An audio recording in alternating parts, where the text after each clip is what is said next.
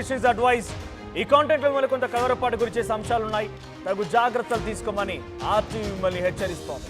Breaking news చూస్తే అక్క ఇంట్లో భార్యని అతి కిరాతకంగా నరికి చంపాడు భర్త. భర్త వాళ్ళ అక్క ఇంటికి కుటుంబంతో సహా వెళ్ళిపోయి అక్కడే ఇక్కడ కనిపించిన మహిళ కనిపిస్తోంది కదా, ఈ మహిళనే తన భార్యనే అతి కిరాతకంగా నరికి చంపాడు భర్త. భార్యని కసితీరా నరికి ముక్కలు ముక్కలుగా చేశాడు. అర్ధరాత్రి ఒక్కసారిగా ఈ ఊహించని ఘటనతో కుటుంబం ఉలిక్కిపడింది. మేడ్చల్ జిల్లా కుషాయిగూడలో ఈ దారుణం జరిగింది.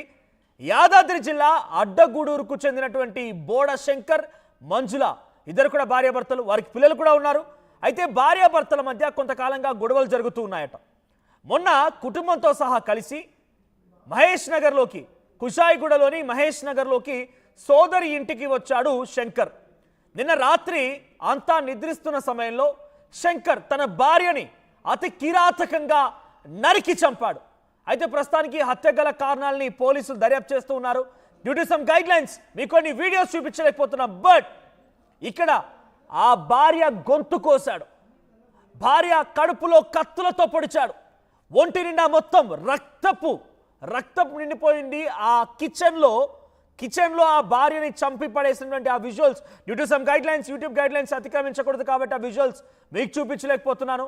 సో ఆ కిచెన్లో ఆ మహిళని పడేసి కసా పొడిచి ఆ మహిళని అంతమొందించిన తీరు, ఆ విజువల్స్ చూస్తే నిజంగా చాలా భయంకరంగా ఉంది.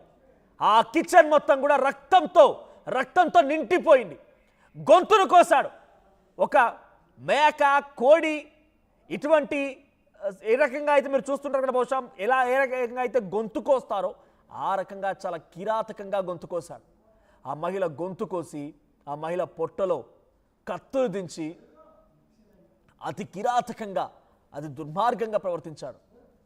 లక్షణంగా ఉంది. తెలుగు ఆచార పద్ధతులు చాలా ఉట్టిపడుతున్నాయి మహిళ ఆ ఫోటో చూస్తూ ఉంటే. ఏం జరిగిందో తెలియదు, ఎటువంటి విభేదాలు ఉన్నాయో తెలియదు, ఇద్దరి మధ్య ఎటువంటి గొడవలు జరిగాయో తెలియదు. 3 పిల్లలు కూడా ఉన్నారట. యాదాద్రి జిల్లా అడ్డగూడూరుకు చెందినటువంటి శంకర్, మంజుల ఇద్దరు దంపతులకి కొన్ని రోజుల క్రితం నుంచి గొడవలు జరుగుతూ ఉండగా ఇటు శంకర్ తన సోదరి ఇంటికి కుటుంబంతో సహా తీసుకొచ్చాడు. అక్కడికి వచ్చిన తర్వాత రాత్రి అటు భార్య పైన అతి కిరాతకంగా కసా తన పీక కోసి నరికి చంపాడు. Due to some guide lines మళ్ళీ చెప్తున్నాను, విజువల్స్ మీకు చూపించలేకపోతున్నాను. కుషాయిగూడ మహేష్ నగర్లో ఈ ఘటన చోటు చేసుకుంది. సో మా ప్రతినిధి పవన్ కూడా అందుబాటులో ఉన్నారు. అంతకంటే ముందు ఒకసారి ఇక్కడ స్పాట్లో ఎటువంటి సిచ్యువేషన్ నెలకొందో మనం విజువల్స్ చూస్తున్నాము. ఎస్ పవన్, అసలు మంజుల శంకర్ మధ్య ఎటువంటి విభేదాలు ఉన్నాయి? ఇంత కిరాతకం, కట్టుకున్న భార్యని ఇంత కిరాతకంగా మరీ కసితీరా చంపినట్టు కనబడుతోంది.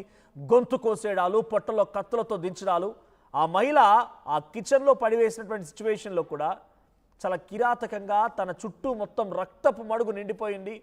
కిచెన్ మొత్తం కూడా రక్తపు మరకలే ఉన్నాయి. ఇంత పాశవికంగా, ఇంత దారుణంగా భర్త చంపడం గల కారణం ఏంటి? Right Manoj, Kushaiguda police station పరిధిలో దారుణ ఘటన చోటు చేసుకుంది.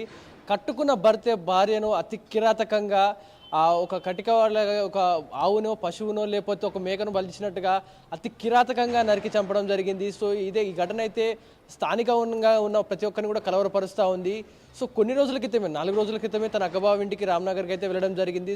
సో శంకర్, మంజుల అయితే ఫ్యామిలీతో సహా తన అక్కబావ ఇంటికి అయితే వెళ్ళడం జరిగింది. ఏం జరిగిందో తెలియదు. నిన్న రాత్రి ఒక్కసారిగా కిచెన్లో, ఏదైతే ఆ బెడ్రూమ్ కాదు, హాల్ కాదు, ఏది కాదు, కిచెన్లో ఒక్కసారిగా ముక్కలుగా కత్తితోటి అతి దారుణంగా నరకడం జరిగింది. ఏదైతే ఏం గొడవపడిడో, లేకపోతే భార్యపై అనుమానంతోనో, లేకపోతే భార్య కిచెన్లోకి వచ్చి ఫోన్ మాట్లాడడమో, లేకపోతే ఇంకేదైనా విభేదాలు ఉన్నాయి, భార్యపై ఇంకా ఏదైనా అనుమానం వచ్చి ముందు నుంచే ఫాలో అవుతున్నాడో తెలియదు. కానీ శంకర్కి ఆ రోజు తన కోపాన్ని అణుచుకోలేక ఆ క్షణకావేశంలో భార్యపై దాడి చేయడం జరిగింది. సో ఆ దాడి చేసినప్పుడే, అరుపులు వినపడినప్పుడే అందరూ అలర్ట్ అవ్వడం జరిగింది. ఆ సమయంలోనే ఇంకా అందరూ వచ్చేస్తున్నారు అనే సమయంలోనే ఆ కత్తి, ఏదైతే కిచెన్లో మనం మామూలుగా వాడే నైఫ్స్ ఉంటాయో అవన్నీ తీసుకొని భార్య గొంతుపై అయితే గాయపరిచాడు.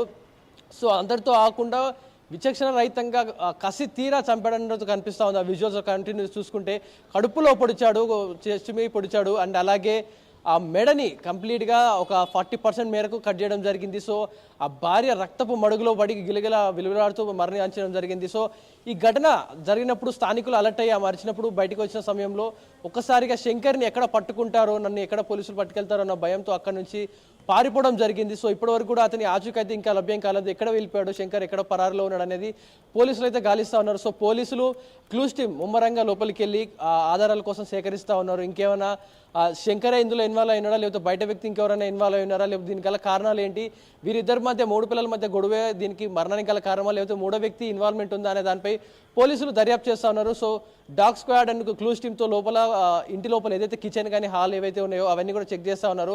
అండ్ శంకర్ సంబంధించిన బ్యాంక్ ట్రాన్సాక్షన్లు కానీ ఇంతకుముందు మాట్లాడిన కాల్స్ కానీ ఇవన్నీ కూడా ట్రేస్ చేస్తూ ఉన్నారు.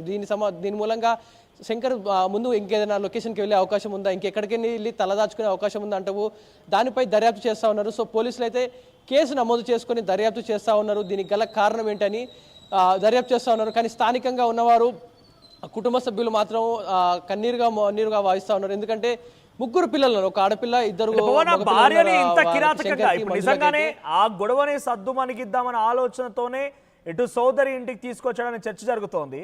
సో శంకర్ తన కుటుంబంతో సహా సోదరి ఇంటికి వచ్చిన తర్వాత మళ్ళీ ఏమైనా గొడవ జరిగిందా? కుటుంబ సభ్యులు ఏమైనా చెప్తున్నారా? అసలు నా డైరెక్ట్గా తనని అంతమొందించాలి లక్ష్యం కనుక ఉంటే ఇంట్లోనో లేకపోతే అక్కడే ఏదైనా చేసేవాడు, ఇక్కడికి తీసుకొచ్చి సోదరి ఇంట్లో హతమొందించాడు అని అంటే ఏంటి? దీని వెనక ఏదైనా ప్లాన్ ఉందా? ఆ భర్త ఒక్కడే ఉన్నారా, ఇంకెవరైనా భర్తతో పాటు ఇంకెవరైనా పార్టిసిపేట్ చేశారా?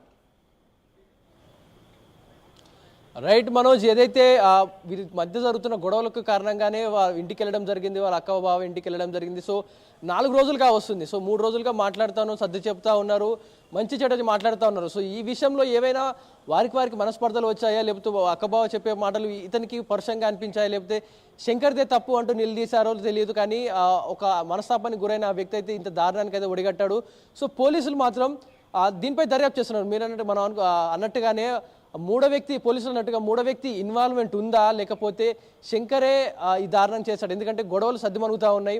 ఈ సమయంలో 4 రోజులు కావస్తూ ఉంది, ఇంటికి వెళ్ళే సమయం కావస్తూ ఉంది. సో ఈ టైంలో మళ్ళీ మంజులాకి ఏదైనా గొడవ వచ్చి ఇద్దరి మధ్య గొడవ పడుతూ ఇంట్లో వాళ్ళు చూస్తారు అన్నట్టుగా మళ్ళీ బయటకు వచ్చి కిచెన్లోకి వచ్చి మాట్లాడుకునే సమయంలో ఇష్యూ సాల్వ్ కాక ఏదైనా మద్యం మత్తులో చేశాడు, ఇవన్నీ కూడా దర్యాప్తు చేస్తూ ఉన్నారు పోలీసులు. ప్రస్తుతానికైతే పోలీసులు అయితే ఇన్వెస్టిగేషన్ నడుస్తూ ఉంది. పూర్తి వివరాలు అయితే ముందుగా అందిస్తామంటూ కూడా పోలీసులు చెప్తా ఉన్నారు. దీనికి ఇంకా స్పష్టత రాలేదు మనోజ్. నిజంగా శంకరే ఇన్వాల్వ్మెంట్ ఉందా, ఇంకెవరైనా ఇన్వాల్వ్మెంట్ ఉందా, లేదా మంజుల తరపున ఇంకేమైనా ఎవరిదైనా హస్తం ఉండొచ్చా, లేకపోతే వీరి మధ్యలో మూడో వ్యక్తి ఉన్నాడా అనే దానిపై కొన్ని అనుమానాలు అయితే వ్యక్తం అవుతున్నాయి. సో పోలీసులు దీని మీద ఇన్వెస్టిగేషన్ అయితే చేస్తూ ఉన్నారు Manoj. Right, thank you Pavan. So మొత్తంగా రాత్రి సోదరి ఇంటికి తీసుకొచ్చిన శంకర్ తన భార్యని సోదరి ఇంట్లోనే అతి కిరాతకంగా, చాలా అతి దారుణంగా హతమార్చే ప్రయత్నం చేశాడు. సో గొంతు కోసి తన కడుపులో కత్తులతో దించి అతి కిరాతకంగా, సమ్ గైడ్ లైన్స్ మీకు విజువల్ చూపించలేకపోతున్నాము. సో భార్యని ఇంత కిరాతకంగా పాశవికంగా చంపడం పైన అటు కుటుంబీకులు కూడా ఒకసారిగా ఉలిక్కిపడ్డారు. సో ప్రస్తుతానికి నిందితుని కూడా అదుపులోకి తీసుకున్నట్టు తెలుస్తోంది. సో మంజులని ఇంత అతి దారుణంగా ఎందుకు చంపాడనే విషయం పైన పోలీసు దర్యాప్తు కొనసాగిస్తున్నారు.